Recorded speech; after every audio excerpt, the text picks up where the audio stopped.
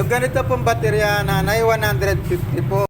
Original po ito. Oo, galing siya sa Kuwait. Ay, namatay na yun. Ay, po. Nars pa man din, hindi ko nga malimutan. Ba ito, ano kinamatay? Ano ang kinamatay niya? Breast cancer. Breast cancer. Opera na. Magaling na. Nakalbo na.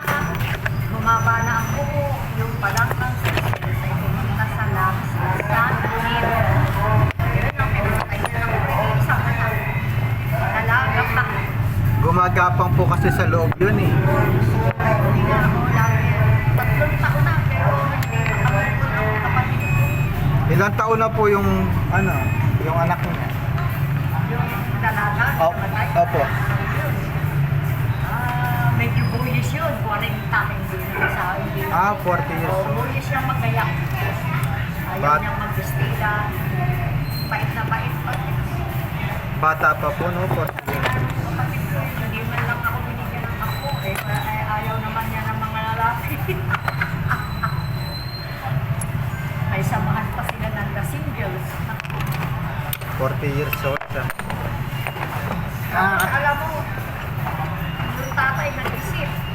Namatay din. Nag-iisa na yung tatay na ko. Inuman ko na, nandiyan yung tatay. Na-depress po, no? Oo. Mahirap po talaga yung breast Ano cancer. makapalitan ka na lang. Apa? Mahirap po ang breast cancer talaga. Traitor po. Minsan nakala okay na. Yan pala lumilipat sa sa ibang ibang parte ng katawan. Siguro yung cancer cells na active na. Opo. Puti pa ng babae.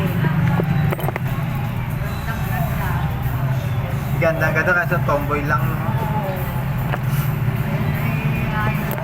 Sa Kuwait na Christmas party, pilit daw pinasuot ng pistila nung kaya talagang dala. Sa kanyang batang. Mahal ko rin.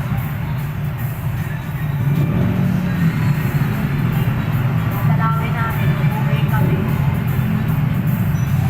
Mag-ama.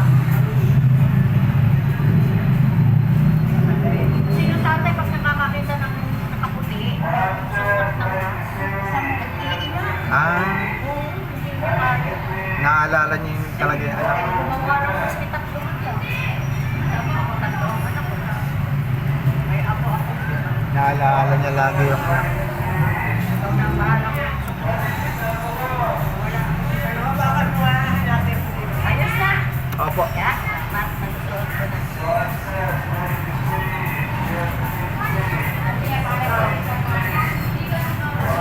Ay, dami naman palang panukli.